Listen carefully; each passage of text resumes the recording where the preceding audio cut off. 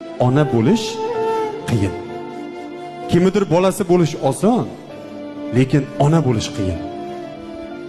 Kimgadir aka uka, opa singil, umr yo'ldosh bo'lish oson, lekin ona bo'lish qiyin.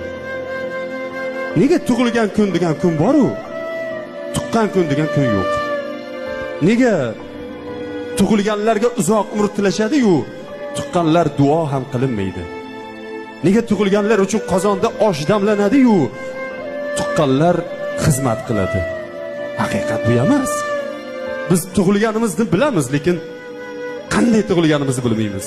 Biz katta bo'lganimizni bilamiz, lekin qanday katta bo'lganimizni bilmaymiz. Buni onalar biladi.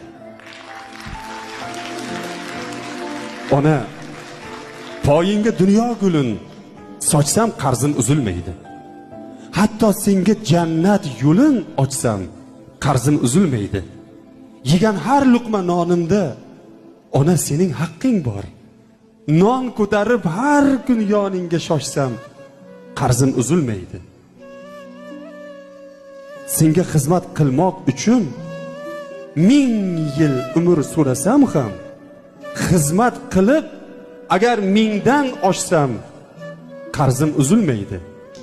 Men sen yurar yo'ling bo'lsam, oyog'ingda quling bo'lsam, yelkamni ko'tarib Ka'bagacha borsam qarzim uzilmaydi. Har kun bitta qo'shiq aytsam, har kun senga she'rlar bitsam, ona deb million doston yozsam qarzim uzilmaydi. Agar qaysi bir davrada ona degan so'z aytilsa, qo'lim og'riguncha qarsak cholsam qarzim uzilmaydi.